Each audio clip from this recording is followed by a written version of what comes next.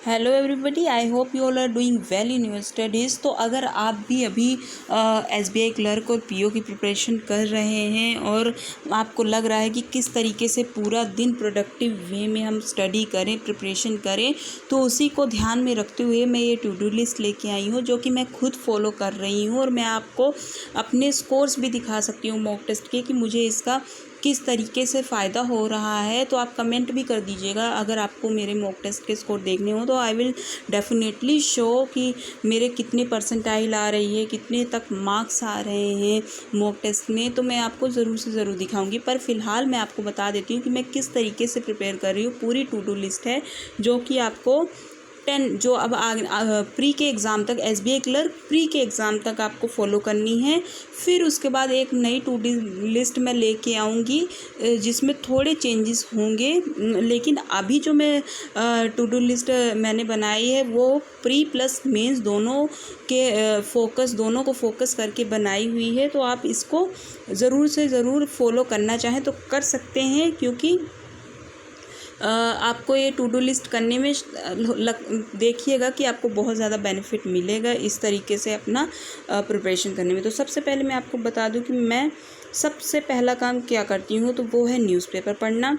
क्योंकि न्यूज़पेपर में एडिटोरियल पढ़ना वो इसलिए ज़रूरी है क्योंकि इंग्लिश के लिए अगर आपने एडिटोरियल रीडिंग की हैबिट डाल ली, रीडिंग करने की हैबिट डाली, तो वो ना सिर्फ आपकी इंग्लिश के लिए बस नहीं बेनिफिट होगी, वो आपके बाकी सब्जेक्ट्स जैसे रीजनिंग में रीडिंग जल्दी से रीड करके, जल्दी से चीज़ों को समझ करके, जल्दी puzzle pre plus mains level दोनों पज़ल्स जल्दी सॉल्व करेंगे। वैसे ही क्वांट में जो मेंस लेवल डीआईज होती हैं उनको सॉल्व करने में आपको आसानी होगी। तो इन सब चीज़ों में रीडिंग बहुत ज़्यादा फ़ायदेमंद है, सिर्फ इंग्लिश के लिए नहीं, बाकी सब्जेक्ट्स के लिए भी रीडिंग बहुत अच्छी फ़ायदेमंद कहलाती है। नेक्स्ट क्या करना है आपको, नेक्स्ट चीज़ है मॉक टेस्ट। तो मॉक टेस्ट में आपको बता दूं, दिन में आपको 3 मॉक टेस्ट देने हैं। अब कौन कौन से मॉक टेस्ट देने, 2 एसबीआई क्लर्क प्री के और एक एसबीआई पीओ प्री का। ये इसलिए क्योंकि एसबीआई पीओ प्री का इस बार पैटर्न चेंज है, तो हमें उसके लिए भी यूज टू रहना पड़ेगा। क्योंकि क्लर्क के बाद हमारा 8 दिन बाद हमारा पीओ का एग्ज़ाम होगा, तो हमें ज़्यादा टाइम नहीं मिलेगा, इसलिए हमें क्लर्क प्लस पीओ दोनों को साथ में लेकर चलना है। तो इसलिए क्योंकि अभी क्लर्क नज़दीक है, क्लर्क एग्ज़ाम, तो हम 2 क्लर्क के मॉक देंगे और उसके बाद 2 पीओ के मॉक, 1 पीओ का मॉक देंगे। तो ये हमारा होना चाहिए हमारे डेली के दिनचर्या में, 2 एसबीआई क्लर्क प्री के मॉक और 1 पीओ का मॉक प्री का, और उसको एनालाइज करना ये ज़रूरी है।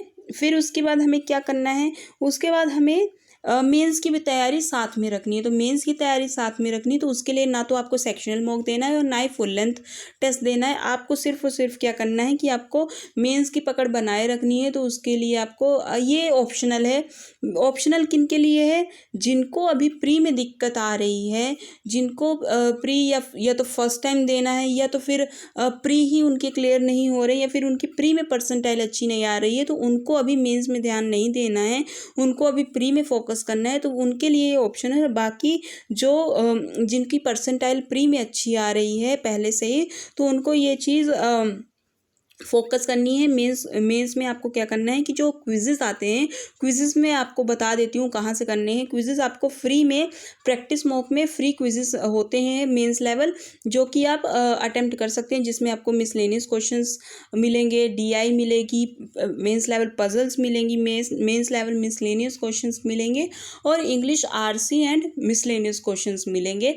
तो मेंस लेवल क्वेश्चंस आपको, एरर डिटेक्शन वगैरह सब कुछ आपको मेंस लेवल क्विजेज जो हैं वो मिलेंगे। तो आप क्या कर सकते हैं कि आप जैसे एक एक या फिर 2 क्विजेज पर सेक्शन के आप लगा लीजिए, तो ज़्यादा से ज़्यादा आपको 2 घंटे लगेंगे उन क्विजेज को करने में, और ज़्यादा टाइम नहीं लगेगा। फिर उसके बाद आपको क्या करना है कि आपको जीए पढ़नी है। तो जीए में मैं आपको बता देती हूँ कि जीए में आपको मंथली जो आपका बैकलॉग है उसको भी आपको कंप्लीट करना है, और बाकी जो अभी फ़िलहाल जो जीए हमारा फेब का मंथ जैसे चल रहा है, तो मैंने जैसे ये बनाया है इसको आपको आगे आगे रीशेड्यूल करते जाना है। जैसे फर्स्ट सेकंड थर्ड फेब का मैंने बोला, फिर अगर जब ये हो जाए उसके बाद आप फोर्थ फिफ्थ सिक्स्थ फेब ऐसे करके आपको आगे का करते जाना, और दिसंबर का मंथली भी आप थोड़ा थोड़ा थोड़ा थोड़ा पढ़ते जाइए। तो कंपाइल्ड पीडीएफ मंथली वाली और डेली बेसिस पर पीडीएफ। तो आप पूछेंगे कि मैं करंट अफेयर कहाँ से करती हूँ, तो करंट अफेयर का सोर्स है मेरा अफेयर्स क्लाउड। मैं वहीं से जो एक मंथली पीडीएफ है वो डेली के लिए डेली पीडीएफ ये करती हूँ।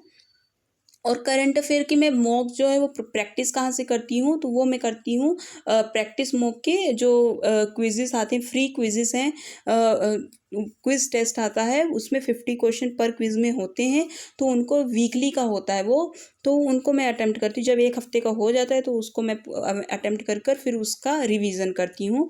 ये है मेरा सोर्स जीए का, जो कि जीए अभी फ़िलहाल जिनको मेंस के क्विजेस वगैरह भी नहीं करने हैं तो वो जीए को ज़रूर साथ में लेके चलें, नहीं तो आगे आपको 10 से 15 दिन में आप जीए नहीं पढ़ पाएंगे। तो इसीलिए मैं बोल रही हूँ कि आप जीए को ज़रूर साथ में लेके जाइए। और जिन लोगों को ये मेंस के क्विज़ नहीं करने हैं तो उनके लिए एक काम मैं बता देती हूँ कि उनको आपको क्या करना है कि जो सब सेक्शन आपका वीक, जैसे अगर इंग्लिश आपका वीक है तो आप उसके सेक्शनल मॉक लगाइए प्री लेवल, और अगर क्वांट वीक है तो क्वांट के लगाइए, रीजनिंग वीक है तो रीजनिंग के लगाइए। जिस सेक्शन में आपको प्रॉब्लम आ रही है तो इसके अल्टरनेटिव आपको ये काम करना है।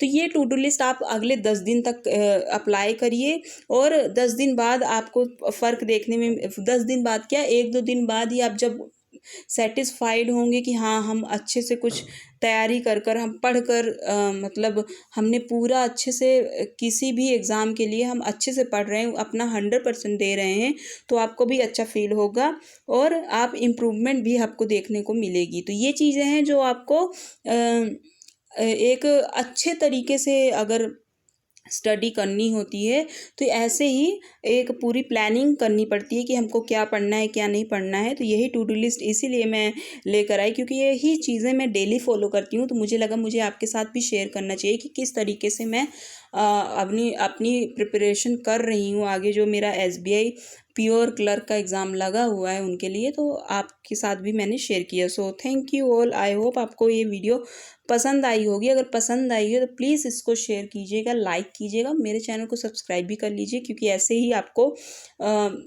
बहुत सारी, आप मेरे चैनल पे चेक भी कर सकते हैं। मैंने अभी फ़िलहाल रीज़निंग का भी बताया है कि किस तरीके से मैं रीज़निंग की प्रिपरेशन करती हूँ, जिससे मेरे बहुत अच्छे प्री में तो full out of full marks आते हैं और मेंस में भी बहुत अच्छे मार्क्स आते हैं रीज़निंग सेक्शन में। बाकी और भी सेक्शंस है, अगर उनकी भी आपको जानकारी चाहिए तो कमेंट करिएगा। और थैंक यू ऑल आप सभी का और मेरी वीडियो देखने के लिए।